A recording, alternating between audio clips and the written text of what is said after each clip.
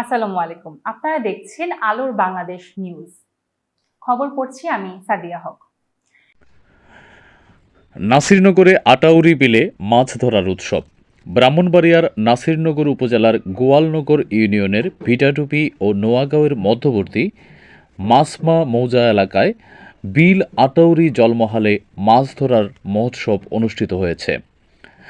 বুধবার ভোর হতে না হতেই ওই বিলে উপজেলার বিভিন্ন স্থান থেকে মৌসুমি জেলে ও শৌখিন মাছ শিকারীরা মাছ ধরার জন্য ছুটে আসে। স্থানীয়রা মাছ শিকারে মেতে ওঠে। জানা যায়, বিলের পানি একেবারে কমে যাওয়ায় বিভিন্ন এলাকার লোকজন বুধবার মাছ ধরবে বলে নির্ধারণ করেন। পরে তা সামাজিক যোগাযোগ মাধ্যমে প্রচার হয়ে যাওয়ায় ব্যাপক জানাজানি হয়।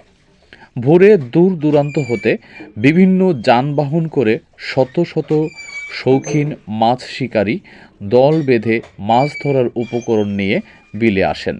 এ সময় তারা মাছ ধরার উপকরণ পোলো, ছিত্রি জাল, করা জাল, তেউরি জাল, ঠেলা জাল, ডোলনা জাল, ট্যাটা নিয়ে বিল বাইচে দল বেঁধে হাজির হন।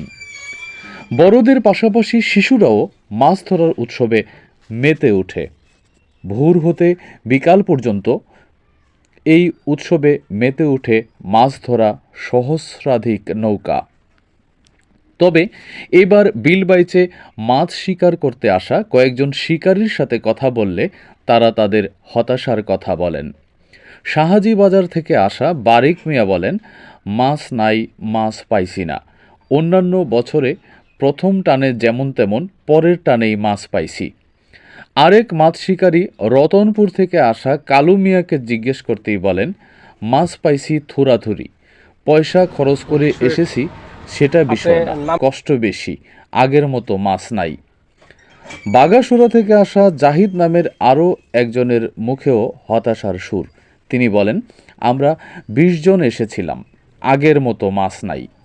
এ ব্যাপারে নাসিরনগর ইউনিয়ন ও ভিটাডুবি ধীবর সমবায় সমিতি লিমিটেডের সাধারণ সম্পাদক পরিমল দাস দুঃখ করে বলেন, নদী ও বিল ভরাট হওয়ার কারণে মাছ আগের চাইতে অনেক কমে গেছে। তারপরও প্রতি বছরের ন্যায় আমাদের পূর্বপুরুষদের রেখে যাওয়া ঐতিহ্যকে ধারণ করে গতানুগতিক ধারা অব্যাহত রেখে মাছ ধরা উৎসব অনুষ্ঠিত হয়েছে। এবার প্রত্যাশা অনুযায়ী মাছ না পেলেও সুন্দরভাবে বাইচ অনুষ্ঠিত হয়েছে, এটাই সার্থকতা।